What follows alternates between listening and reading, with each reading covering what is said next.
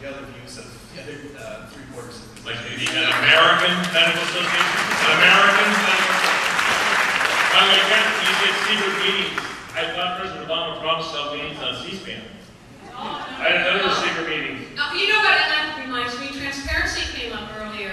Actually, the insurance companies, doctors can't tell you how much they're going to get paid because the insurance contracts that they sign generally gag them from telling you that because they don't want that to be revealed how little sometimes they actually do pay.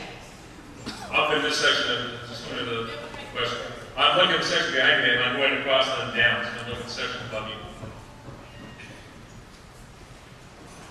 Go on, come down our microphone, guys, now.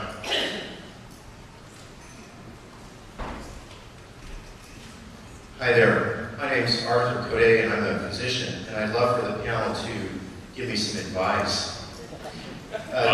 Breathe easy. I'm not a member of the AMA, and I'm not working for the government.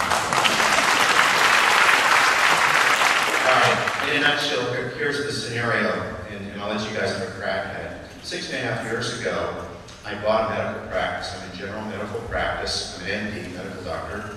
And I soon found out that to buy insurance, malpractice insurance, it would cost me $46,000 and change. And I said, no. So I've been practicing without malpractice insurance during that time because I couldn't find an affordable policy. Most of the private medical insurance companies like Primera, Blue Cross, others typically, but not always, typically require their physicians to have malpractice insurance in order to be an in-network physician. So I had to stop seeing, in large part, privately insured patients. So I've been seeing self-pay patients, Medicare and Medicaid. 90% or more of what I do is Medicare and Medicaid. I'm one of the few doctors in Puget Sound in primary care who takes new Medicare and Medicaid patients. Medicare is for the very old and permanently disabled, not the very old, 65 or older, and Medicaid is for the very poor. I'm one of the few doctors that sees those patients as the majority of what I see. And I will tell you the government is failing these programs and these patients. These programs are on the brink of absolute collapse. I spend an hour with each of these patients. An hour, I said, I get about $63 is my average reimbursement rate. And I have to pay everything out of them, my staff and everything. So at the end of June, I closed my office, and now I'm doing home visits.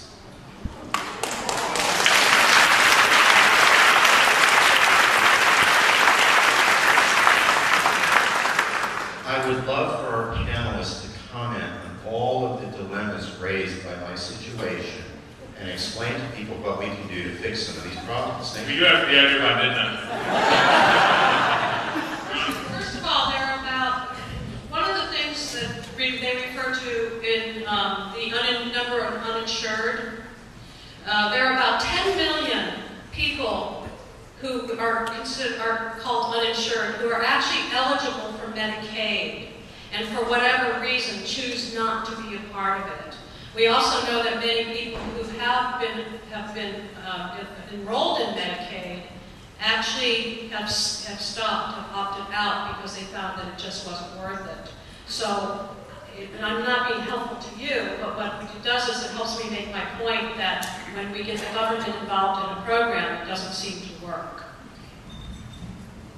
Yeah, I sympathize with your situation.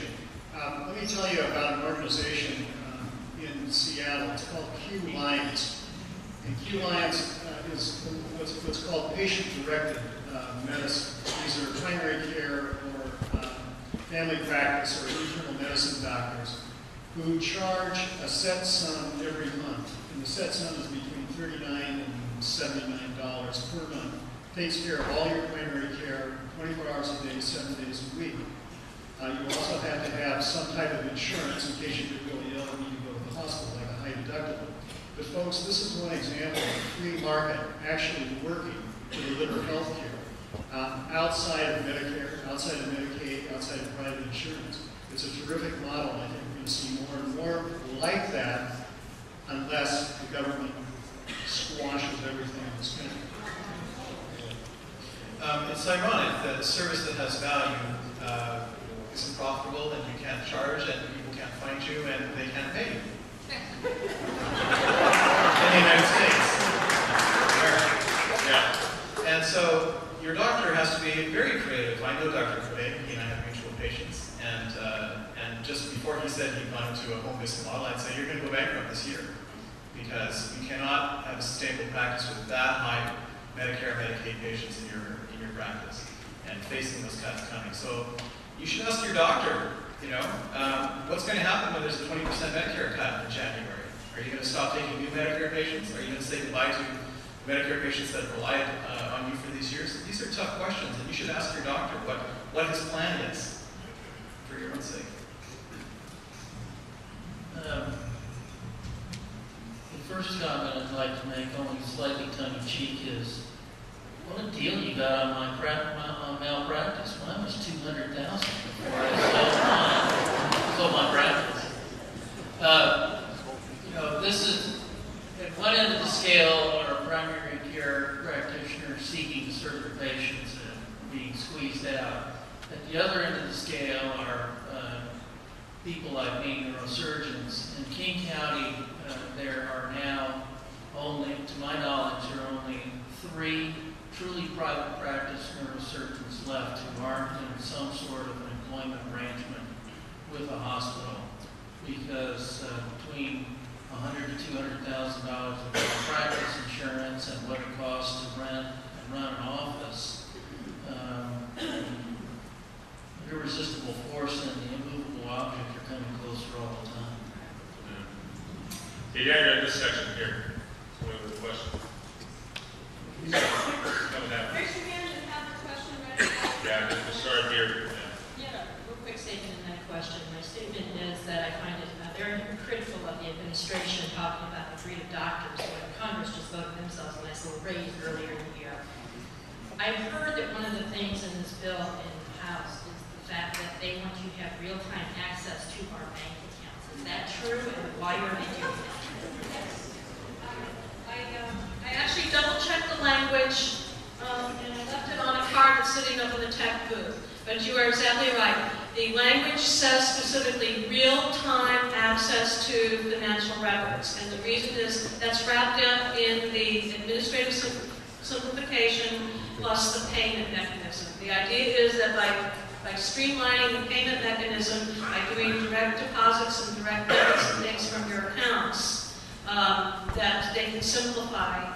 Plus, we haven't quite figured out the language here, how they're going to figure out whether you're insured or not and assess the penalty if there is a mandate. So yes, you are correct, that is the language, and I apologize, I meant to have that with me because I could tell you chapter and verse on the section. I've read that section of the bill as well, and there's a specific mention that they want that access so that if you do not pay your fines, that you will suffer if you don't insure yourself in a mandate, they can extract it. So it will be in the law if it's passed at the same time. Yeah. All right. Now this section here.